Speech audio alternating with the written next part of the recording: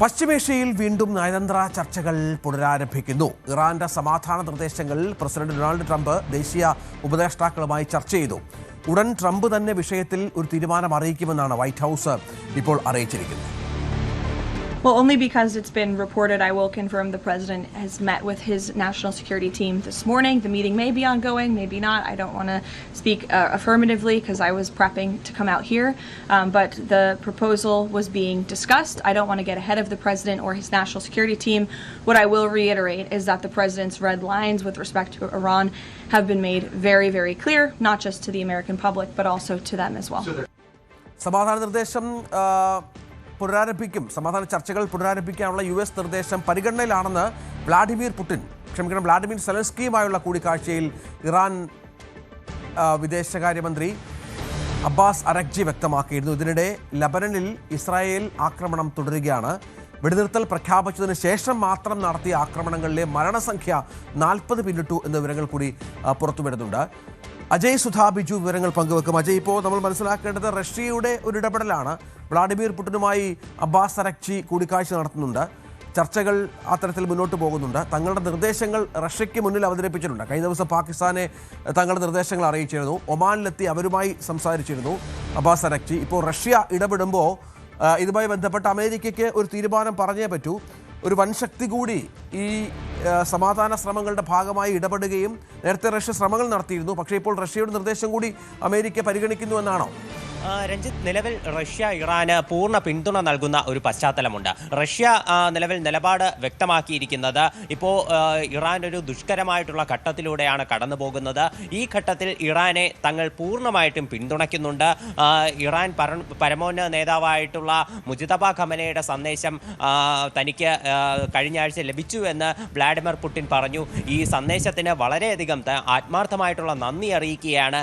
ഈ ഘട്ടത്തിൽ Iranian ജനതയ്ക്കൊപ്പം Putin തങ്ങൾ നിൽക്കുകയാണ്. അതുപോലെ എല്ലാവിധ സഹായങ്ങളും ചെയ്തു നൽകും. അത് സമാധാന നീക്കത്തിനാണെങ്കിലും ചർച്ചകൾക്കാണെങ്കിലും തങ്ങൾക്ക് സാധ്യമായ, റഷ്യയ്ക്ക് സാധ്യമായ എല്ലാ സഹായങ്ങളും ഇറാന് ചെയ്തു നൽകും എന്നതാണ് ഇന്നലെ വ്ളാഡിമിർ പുടിൻ ഉറപ്പ് നൽകിയത്.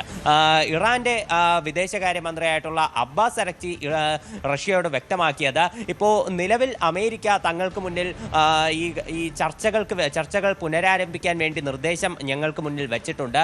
ഈ നിർദ്ദേശം പരിഗണനയിലാണ് എന്നാണ് ഇറാൻ നിലവിൽ റഷ്യയെ അറിയിച്ചിട്ടുള്ളത്. അബ്ബാസ് അരക്ചി ഇപ്പോഴും റഷ്യയിൽ തുടരുകയാണ്. ഇത് അബ്ബാസ് അരക്ചി തിരിച്ച് പാകിസ്ഥാനിലെ ഇസ്ലാമാബാദിൽ വരുമോ അല്ലെങ്കിൽ നേരെ ഇറാനിലേക്ക് പോകുമോ എന്നുള്ള കാര്യം നിലവിൽ വ്യക്തമായിട്ടില്ല. ഇസ്ലാമാബാദിലേക്ക് വരികയാണെങ്കിൽ വീണ്ടും അമേരിക്കൻ നിർദ്ദേശം, അതായത് ഇറാൻ സമർപ്പിച്ചിട്ടുള്ള നിർദ്ദേശങ്ങൾക്ക് അമേരിക്കയുടെ ബദൽ നിർദ്ദേശങ്ങളും പ്രതികരണങ്ങളും ലഭിച്ച ശേഷമാണ് അബ്ബാസ് അരക്ചി തിരിച്ച് പാകിസ്ഥാനിലേക്ക് വരുന്നതെങ്കിൽ ഉടൻ തന്നെ ഒരു ചർച്ചയ്ക്കുള്ള സാധ്യതകൾ നമുക്ക് തള്ളിക്കളയാൻ സാധിക്കില്ല. എന്തായാലും ഇറാൻ അമേരിക്കയ്ക്ക് മുന്നിൽ സമർപ്പിച്ചിട്ടുള്ള നിർദ്ദേശങ്ങൾ അത് ട്രംപ് ദേശീയ കൗൺസിൽ ഉദ്യോഗസ്ഥരുമായിട്ട് ചർച്ച ചെയ്തുകൊണ്ടിരിക്കുകയാണ്.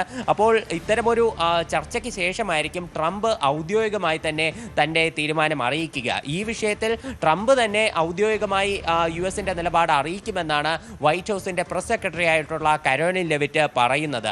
ഇപ്പോൾ നിലവിൽ ദേശീയ ഉപദേഷ്ടാക്കളുമായി ട്രംപ് സംസാരിക്കുകയാണെന്നും കരോലിൻ ലെവിറ്റ് വ്യക്തമാക്കിയിട്ടുണ്ട്. അപ്പോൾ നിലവിൽ എന്തായാലും ഈ ചർച്ചകൾക്കുള്ള ഒരു സാധ്യത തന്നെയാണ് നമുക്ക് മുന്നിൽ കാണുന്നത്. ഇതിനിടെ UN അവരുടെ ഒരു അടിയന്തര കൗൺസിൽ യോഗം വിളിച്ചു ചേർത്തിരുന്നു. ബഹ്റൈൻ്റെ നിർദ്ദേശത്തെ തുടർന്നാണ് ഇത്തരമൊരു യോഗം വിളിച്ചു ചേർത്തത്. ഈ ഒരു യോഗത്തിൽ UN-ന്റെ ചീഫ് സെക്രട്ടറി ആയിട്ടുള്ള അന്റോണിയോ ഗുട്ടറസ് അദ്ദേഹം നിലവിൽ വ്യക്തമാക്കിയത് US-ന്റെയും ഇറാന്റെയും ഉപരോധം ഹോർമുസ് കടലിടുക്കിൽ തുടരുമ്പോൾ അതൊരു ആഗോള ഭക്ഷ്യ പ്രതിസന്ധി ഉണ്ടാക്കാനുള്ള സാധ്യതയുണ്ടെന്നാണ് അന്റോണിയോ ഗുട്ടറസ് വ്യക്തമാക്കിയത്. മുൻപും ബഹ്റൈൻ്റെ നിർദ്ദേശത്തെ തുടർന്ന് ഇത്തരത്തിലൊരു UN സെക്യൂരിറ്റി കൗൺസിൽ യോഗം വിളിച്ചു ചേർത്തിരുന്നു. അന്ന് പ്രമേയം ഉൾപ്പെടെ അവതരിപ്പിച്ചതാണ്. പക്ഷേ ഈ പ്രമേയം ചൈനയും റഷ്യയും വീറ്റോ ചെയ്തത് കാരണം അവതരിപ്പിക്കപ്പെട്ടില്ല. അതുകൊണ്ട് തന്നെ ഈ പുതിയ ഈ ഒരു യോഗത്തിലും ഇത്തരമൊരു പ്രമേയം അവതരിപ്പിക്കപ്പെട്ടാൽ പല രാജ്യങ്ങളും വീറ്റോ ചെയ്യാനുള്ള സാധ്യതയുണ്ട്. അത് കാരണം തന്നെ ഇത്തവണ പ്രമേയമൊന്നും പാസ്സാക്കാതെയാണ് ഈ യോഗം വിളിച്ചു ചേർത്തതെന്നൊരു പ്രത്യേകത കൂടിയുണ്ട്. മാത്രമല്ല, ലെബനനിൽ ഇപ്പോഴും ആക്രമണങ്ങൾ തുടർന്നുകൊണ്ടിരിക്കുകയാണ്. ഈ വെടിനിർത്തൽ നിലവിൽ വന്നതിന് ശേഷം ഇതുവരെ ഇസ്രായേൽ ലെബനനിൽ നടത്തിയ ആക്രമണത്തിൽ 40 പേർ കൊല്ലപ്പെട്ടു എന്നാണ് നിലവിൽ കണക്കുകൾ പുറത്തുവരുന്നത്. ഒപ്പം ലെബനനിലെ ആക്രമണത്തിൻ്റെ കാര്യം പറഞ്ഞു. US പ്രസിഡന്റിൻ്റെ വിഷയവുമായി ബന്ധപ്പെട്ട് US ട്രംപിൻ്റെ ചില അനുരഞ്ജന ശ്രമങ്ങൾ, അതായത് റഷ്യ മുന്നോട്ട് വെക്കുന്നു നിർദ്ദേശങ്ങൾ. ഇറാൻ നേരത്തെ തന്നെ പറഞ്ഞു വെച്ചിരുന്നത് ആണവ കരാറിൽ നിന്ന് പിന്മാറില്ല, ആണവ നിരായുധീകരണം ഉണ്ടാവില്ല, ഒപ്പം ഹോർമൂസിലെ നിയന്ത്രണവുമായി ബന്ധപ്പെട്ട് ഇത് രണ്ടും മാറ്റിവെച്ചാൽ മാത്രമാണ് സമാധാന ചർച്ചകൾക്കുള്ളത് എന്നാണ്. ഏതാണ്ട് ആ വഴിയിലേക്ക് ട്രംപും എത്തുന്ന സൂചനകളുണ്ടോ? വൈറ്റ് ഹൗസ് കാര്യമായി തന്നെ ഇത്തരം നിർദ്ദേശങ്ങൾ പരിഗണിക്കുന്നു. സമാധാനം എന്നുള്ളത് ട്രംപിൻ്റെ കൂടി ആവശ്യമായി വന്ന പശ്ചാത്തലമുണ്ടല്ലോ.